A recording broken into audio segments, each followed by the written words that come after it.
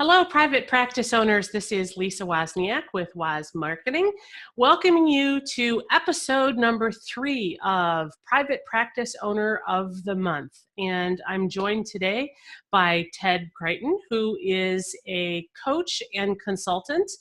And one of the things that Ted does really well in marketing his practice is he's very involved in networking, and not in a way that feels sleazy for so many people. And I'm sure that everybody can relate to those kind of networking events where you're having people shove business cards in your face 30 seconds after you walk in the door, and you're already looking for the nearest exit sign because it's just excruciating. Ted's got a really great approach to business relationships with people, and it's worked really well for him. So everyone, I would like to introduce you to Ted Crichton. Hi, Ted. Hey, how are you? Thanks so much for being here today. Thanks very much for inviting me. This is great. Looking forward to it. So Ted, I'd really like to know what, because you are the master networker as far as I'm concerned, I would love to know what was going on in your practice that made you think, okay, something needs to change and I need to get an updated approach to marketing in order for me to be able to turn things around. What was going on at the time? Well, let me take a couple steps back, because when I started my practice about 3.5 years ago, and I had come from a corporate environment where essentially in the local market, my circle of influence or my network was this. And so what I found was it was really important to me to do a couple things. One was, to get known in the community, but also to really understand the lay of the land with, I focus on business coaching, so business owners and people connect with businesses and stuff like that. And so I knew I had a bit of a hill to climb when it came to meeting people.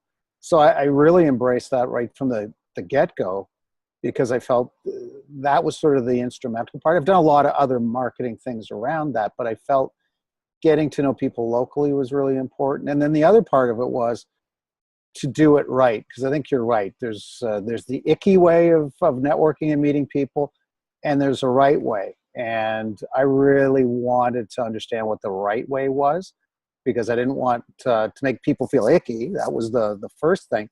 But then the other part of it was to really get to know people, well in advance of, engaging them in any discussion around business. And I found that, for me, really worked well over the last few years. Good for you. That's such an important part of it. Before you can even start talking business to people, and think about referrals or any of the things that go along with it, you really have to have that solid foundation built, don't you? Oh, you do. And I think for a lot of people, so again, when I started this, my background in corporate, I'm an engineer by sort of training and trade. So I wasn't an active networker. And I think everybody's biggest fear when you go out and you start networking to bring in business is the same as that feeling you get when you were going to the school dance in high school, and you're wondering, when you go to the dance, is anybody going to pick me? And I think it's the same thing at a networking event. Everybody worries that, they're going to get this instant connection, or whether they're going to shoulders about, again, having that instant connection. It doesn't always have to happen the first time you go to a networking event or you go to a social event. It's just something, and I think we've talked about this in the past, Lisa, where if you're doing things consistently over time, the momentum will build, your network will build, your credibility in the market will build. And so I think if you put too much pressure on yourself at the beginning, you can convince yourself out of doing a lot of things. So true. Boy, that is so true, because it can, there's some emotional stuff that goes along with that. And if you don't have the right mindset going into it, then you're setting yourself up for failure. Which brings me to my next question, something that I think that I've heard you say in the past that really stuck with me. You refer to some people who look at marketing as a transactional kind of engagement with people, and that's the worst kind of networking. Can you talk a little bit more about that? Yeah, because I like to consider myself a people person, and I find a lot of times I'm more interested in the person and what they're all about, and what and eventually what kind of business they're in and why they got into that business. Whereas a lot of people, when they go to a networking event or they meet somebody, in a business environment, just want to cut right to the chase. They want to understand, what business are you in? Do you need blank, whatever the product or service is that that person's selling, and don't want to get to know them. Don't want to really understand about their business. Don't really want to understand what motivates them in their business, that sort of stuff, before they then start asking a little bit about more about the needs of their business. So a lot of transactional types, and I found this a lot of times, is it's like they've got the stopwatch and it's, okay, I'm going to talk to you for 30 seconds, hand you my business card, and then ask you for business. Like And speed dating.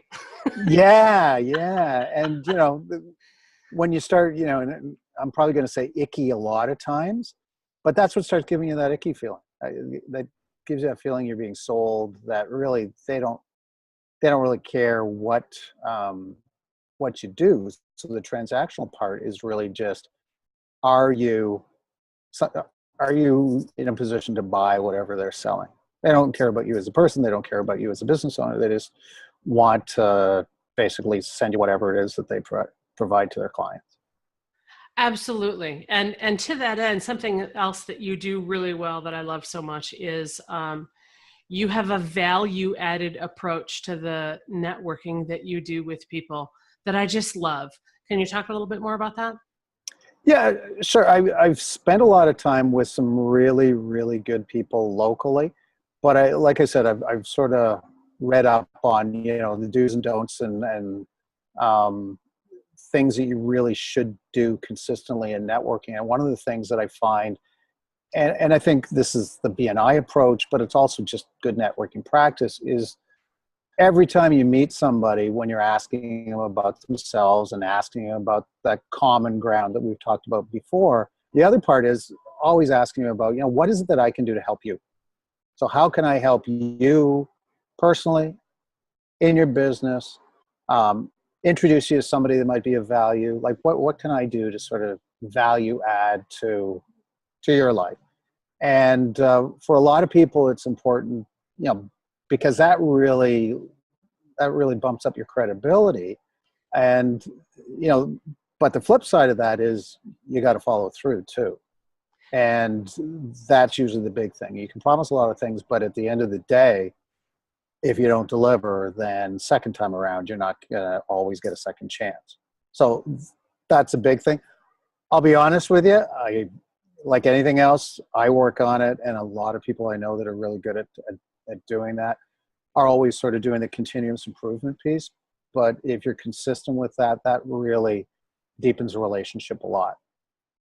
You hit a nail on a couple of the things that really resonated with me. The first of which is the importance of the follow through, right? Because you lose your own credibility if you don't follow through on what you say you're going to do. So if you say that you're going to send somebody an article on the most recent trends in their industry, then doggone it, you better follow through and send that article.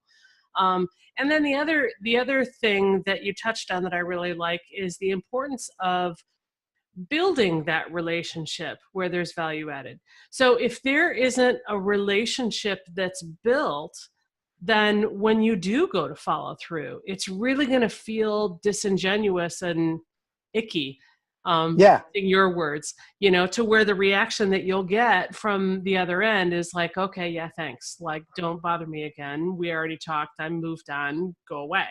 yeah. But if you haven't built that solid relationship with them, then any amount of follow through that you do isn't going to amount to much anyway. Would you agree with that? No, I think you're right on that. And I firmly believe that there's just a natural course to any relationship where at some point you want to give, at some point the other person might want to start discussing, again, what is it that I can provide? But But if you try and short circuit the relationship and ask for something too soon, that really doesn't work out too well. If you haven't developed a relationship over time, and then you provide a big ask, then it becomes really again, it's icky, but it's also something where it's just not genuine enough. And I think that is difficult for some people.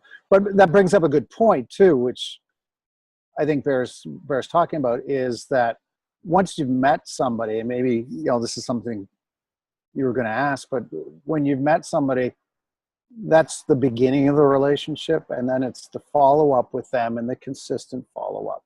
We've talked about many times is that anything done consistently will work, and I think the consistency by which you actually follow up with people, value people, that you're thinking about them, really correlates well with success. And I think for a lot of people, the stick-to-itiveness or the consistency part can really be quite a challenge. Yeah, thank you for bringing me back on track. I get so excited every time I listen to you. I grab these little nuggets and then I get off track and down another rabbit hole. But I couldn't agree with you more, because if you've built that relationship and you've got the consistent follow through, the ultimate goal in networking with this person, like you had talked about earlier, isn't transactional. You may end up getting a referral out of it or some business directly from them. And that's great. But really, the ultimate goal in the networking is to build a relationship with this person that's going to stand the test of time. I mean, because really, don't we all want another business owner who's in our corner, who is always down the road going to be looking out for us and referring people and sending business our way, or willing to collaborate with us, or a joint venture opportunity, or whatever the case may be. Sure. If you're building that strong relationship with that person, then that's going to stand the test of time, and that ultimately is the goal. But you know what? And then you're absolutely right with that. And I said but, and I should say and. And what I find, a lot of people aren't patient enough to do that. And that's where sort of the conundrum comes in, because a lot of people, you're right. I mean, it takes time to develop the relationship. It takes time to really establish sort of how we can help each other and that sort of thing. And some people want the immediate gratification. They don't want to have to do that. That takes time. And in some cases, people aren't interested in doing that. And that's where it becomes really difficult, because if you're not willing to be patient, put in the time and effort and the consistency, you won't see a consistent payoff down the road. And like I've said to you before, a lot of times what happens is people get into any kind of business and expect immediate results, or are told, listen, you just get out there and the results will be there in weeks, not months. And they get frustrated really quickly, and they get kind of jaded really early in the process. But what I have found is that if you do those steps consistently over time, the benefits do come, and they do come with a good amount of consistency. But again, the discipline part is a challenge. For sure. Oh yeah, it absolutely requires a considerable amount of self-discipline. So speaking of which, you've implemented this great approach over time in your own practice. And I know that you've got an amazing following between social media and online marketing. How has this impacted your practice? Well, it's interesting, because it's one of those things where when you start, you're not sure where it's going to go. And usually the proof in the pudding is really in what do you get out in the end. And I've started to see over time a lot more referral business, a lot more relationships with people that are outstanding referral partners. So when you take the approach of, let's just see where the relationship goes, and working with people you really like and meeting people you really have a lot of time for, it's amazing, the results, not just professionally, but also personally, that you get. You meet some really interesting people that are great for your business, you're great for their business, but also they're great people that you really want to spend time with anyway. Absolutely. And add to all of that, you've really built up an incredible reputation for yourself in the industry as being somebody who's got a lot of integrity and somebody who really knows what it takes to impact the business. So, I mean, that's certainly been a side effect of all of the work that you've done as well, for sure. I like to think so. I really do. I really, I guess I'm one of those people that I like to think I'm value driven. I like to think that at the end of the day, I'm really out to help people, because that's really what, you know, being a business coach, being a coach of any kind, really, is all about. And so if I'm not walking the talk that way, then yeah, I'm it would be difficult. But I've meeting people. I love helping people, and I've read Bob Berg and Keith Ferrazzi, and they're the type of people that it's all give and no expectation of anything in return. And I think if you have that philosophy and you have that sort of mindset, then good things will come. There's never any doubt about that. For sure. Absolutely. I agree with you 100%. Now, for people who have listened and watched this and said, Ted, I hear you, but I'm still sitting on the fence with this whole networking thing. I'm not sure that this is going to help me grow my practice. What one piece of advice would you give them? That's a loaded question, because I think, I think the one piece of advice that I would give to anybody, and this is something I think you and I talked about a little while ago, is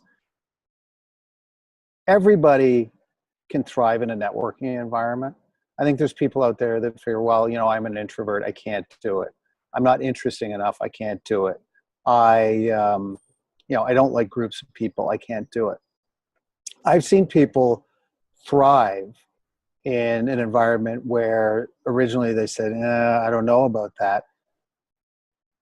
And it is just paid dividends to their business. It's paid dividends to their confidence, paid dividends to their the relationships they have with other people. So I guess my big piece of advice is, don't feel that you can't, because you can. It's just a matter of trying. It's just a matter of actually jumping in the deep end and doing it. That's good advice. So for people who are interested in learning a little bit more about you, Ted, how can they reach you? Well, there's a couple things. So I'm on Twitter at Coach T Creighton, so you can get a hold of me there. And I'm a Focal Point business coach, so if you go to the Focal Point business coaching website, all the information about Focal Point coaching and myself are all there. And for anybody else interested, you can get a hold of me by email at tcreighton@focalpointcoaching.com. Fantastic. Well, listen, we really appreciate you topping on with us today. It's been great getting to know the marketing strategies that are working for your business, and looking forward. Oh, I really appreciate you having me. Absolutely. You're the best, by the way. Thank you Just so in case much. you didn't know. Thank you so much. Well, folks, this has been another episode of Private Practice Owner of the Month with Ted Creighton. This is Lisa Wozniak with Woz Marketing, helping you navigate your yellow brick road. Have a great day.